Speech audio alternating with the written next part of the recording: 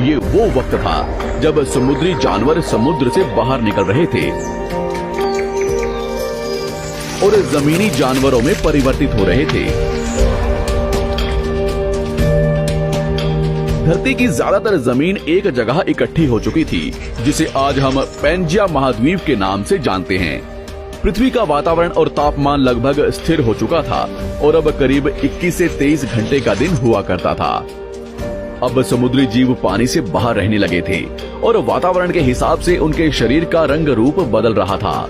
धीरे धीरे ये जमीनी जानवर डायनासोर्स में परिवर्तित हो गए। जिन डायनासोर्स ने पेड़ पौधे खाने शुरू कर दिए, उनका शरीर लंबा और विशाल रूप से विकसित होने लगा। कुछ डायनासोर्स शिकार किया करते थे, जिसके कारण वे छोटे और तेज होते चले गए।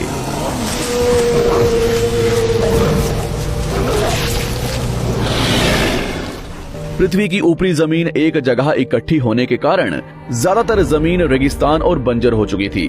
ज्यादातर जंगल समुद्र के करीब हुआ करते थे, जिसमें डायनासोर्स रहा करते थे। आज से लगभग 20 करोड़ साल पहले पैंजिया महाद्वीप टूटना शुरू हो गया। पैंजिया के विभाजित होने की वजह से पृथ्वी की ज्यादातर ऊपरी जमीन पानी के संपर्क में आने लगी, जिसके फलस्वरूप पृथ्वी पर हरियाली बढ़ती गई, जिस वजह से डायनासोर्स और ज्यादा विभिन्न और विशाल होते चले गए।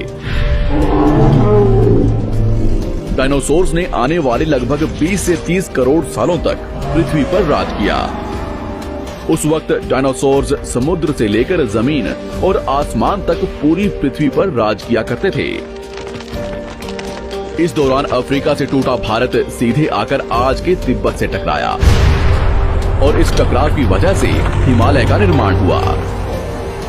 आज से लगभग 6.5 करोड़ साल पहले पृथ्वी की तरफ आज के माउंट एवरेस्ट से भी बड़ा लगभग 4.5 लाख करोड़ किलो जितना वजनिया उल्कापिंड लगभग 80,000 किलोमीटर प्रति घंटे की स्पीड से पृथ्वी की तरफ आ रहा था।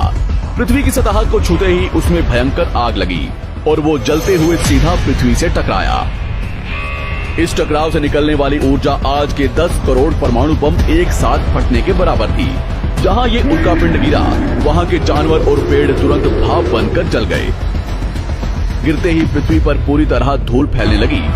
समुद्र में भयंकर बाढ़ आने लगी। भूकंप और आग ने पृथ्वी को जलाना शुरू कर दिया।